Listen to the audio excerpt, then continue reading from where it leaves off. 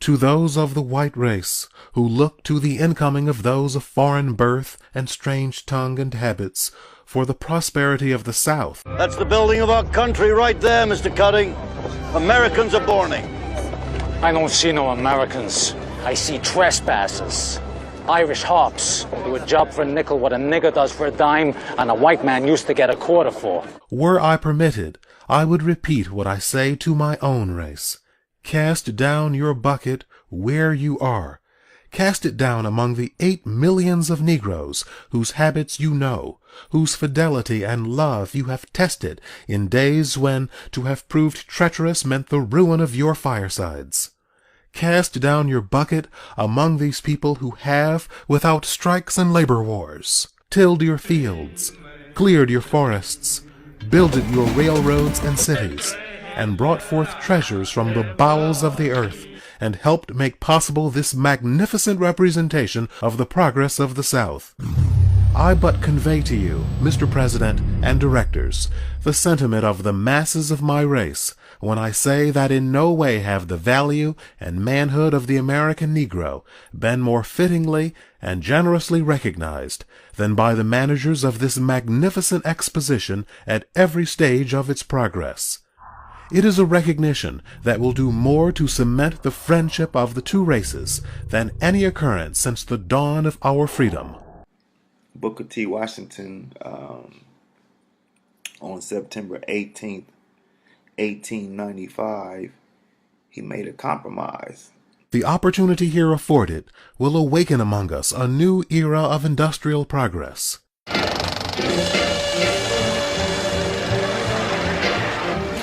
World War II ushers in a series of transformations that radically change the nature of black history in this country. Blacks, for the first time, are invited en masse to work in America's industrial arsenal for democracy, building those tanks, building those planes, building those ships.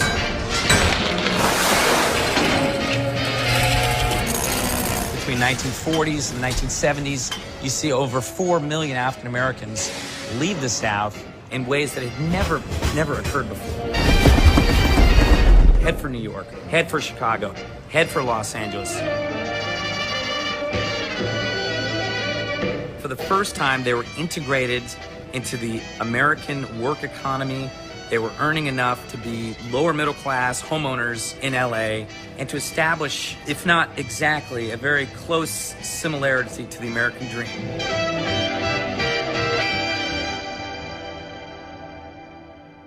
Our greatest danger is that in the great leap from slavery to freedom, we may overlook the fact that the masses of us are to live by the productions of our hands, and fail to keep in mind that we shall prosper in proportion as we learn to dignify and glorify common labor. You work in a factory, you got good benefits, you could buy a house, you could buy a car, you could raise a family, you could live a working class, a lower middle class life.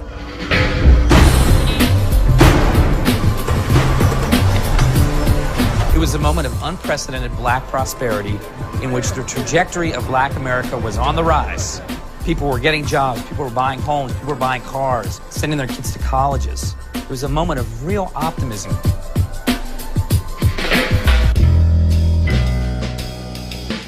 In the late 1950s, you begin to get the first wave of what came to be called deindustrialization.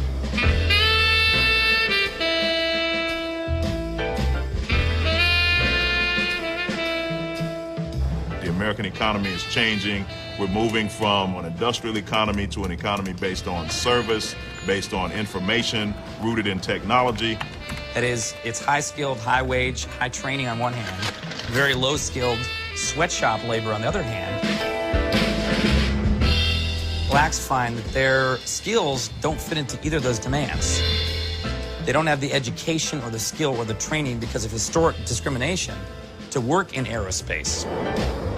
On the other hand, they don't feel any desire or need to go into the low-skilled service sector jobs like hotel cleaning, like sweatshop work in downtown LA, because they don't perceive that as jobs that American citizens should have.